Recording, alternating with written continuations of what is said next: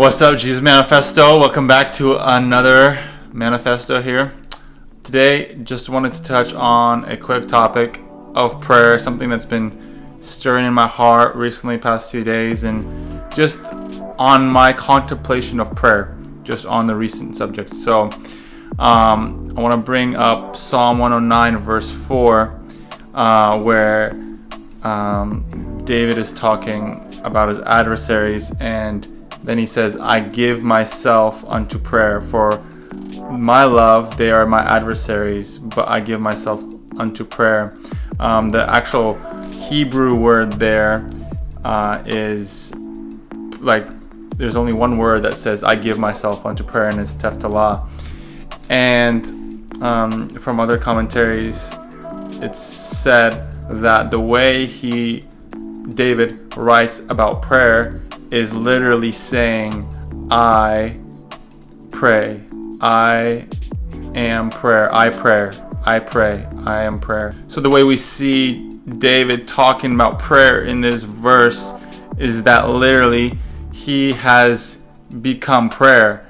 That prayer isn't just an action that he does verbally, but prayer that comes and originates from the heart, comes from a place of agreement with heaven.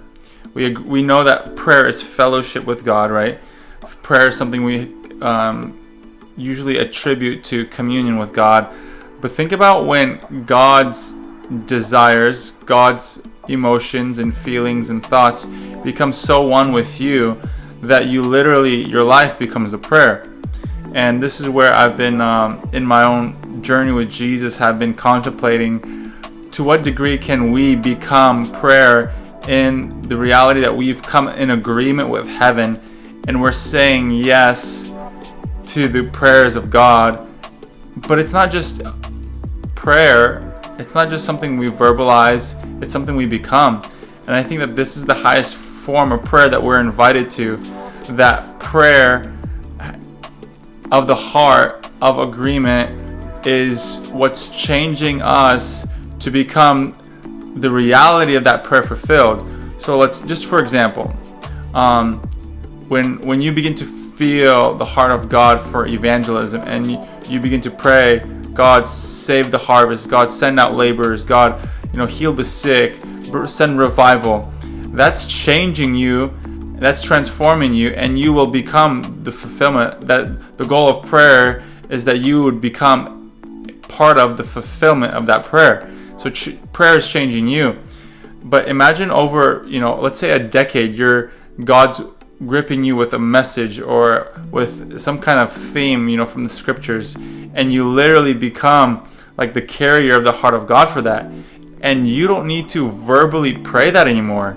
You are an embodiment of that prayer, that when you show up, your life is coming in agreement. Your life has already come in agreement with the heart of God for that thing to be fulfilled, and therefore you simply living, you simply aching for that subject or that theme. Let's say abortion.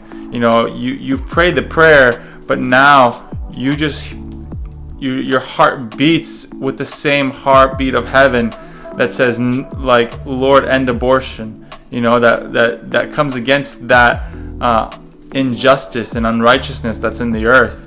And so I don't know, I just been thinking about how we are to become prayer, and that how our lives need to become into union with God, union with His thoughts, His desires. And many times we find ourselves in seasons where we're gripped by God in a certain matter, and the goal is to stay and remain in that gripping and allow it to wound you, allow it to hurt, allow it to be painful, because that's producing in you prayer. You will notice that in certain seasons in your life, you're praying more because you're feeling more and you're experiencing more, and it's producing a cry inside of your heart. So guys, don't despise certain elements where you feel burdened or pain or the struggle. That's actually allowing you to come into a greater realm of prayer.